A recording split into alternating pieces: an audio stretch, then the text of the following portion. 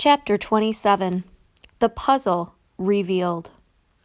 "You've got a really crappy boat, you know that?" Francie said to Potter as the screen door slammed behind them. "It was fine this afternoon," Potter shot back. "I can't help that somebody shot holes through it." "What?" "Remember that popping sound we heard?" Potter said. "I think someone was shooting my boat full of holes." Soon after that, there was the sound of a boat going away. "That's true," Francie said. "Whoever it was also took my life jackets," Potter added sullenly. "Someone with a gun." "But why?" Francie said. "Were they trying to kill you?" "Frenchie, you're quaking like an aspen leaf," Nelson noticed, "and your lips are blue. How about you put some dry clothes on and then let's talk?" "I think I'll just go back to my cabin," Potter began. "No, you will not." Francie cut him off. "Wait here. I want some answers from you." Francie dug around in closets and drawers and found enough dry clothes for the three of them. They each went into separate rooms with their arms full. The thought of Nels stripping off his wet clothes in the next room was distracting. Francie had to shove it out of her mind. She glanced at the clock. 9:30. She could still make it to the Fredricksons. She paused to think wistfully of her cute new dress out on the lake somewhere, adrift in a kayak, then slipped into a pair of torn jeans, a long-sleeved t-shirt, and one of Jeanette's wool jackets.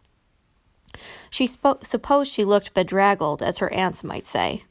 She wished she could at least put on a little makeup or something, but all she had in her soggy sweatshirt pocket was a tube of lip gloss and a plastic bag of fireworks. Not very helpful. She swiped some gloss on her lips, crammed the tube and the plastic bag in the jacket pocket, and stepped into the living room. Potter was sulking in a dark corner, and Nels was building a fire in the fireplace. He was managing to look fantastic in an old paint-spattered flannel shirt and some beat-up chinos, both vaguely familiar. Were these her dad's old clothes? That was a little too weird, and Francie looked away. Her averted gaze landed on the jigsaw puzzle on the table by the window. Her aunts had finished it, but she still couldn't tell what it was supposed to be exactly. A lot of blue, that was for sure. "Thanks for the rescue," she said, still not looking at Nels. "Yeah," Potter mumbled from his corner. "Don't mention it," Nels said. "Were you just happening by or what?" she asked. "I was looking for you. Sandy told me you'd taken a kayak to the island earlier in the day and hadn't returned it. He'd assumed you just paddled it back here and would return it in the morning." "Ah," Francie said, "that would make sense. So much for thinking Sandy would have come to her rescue."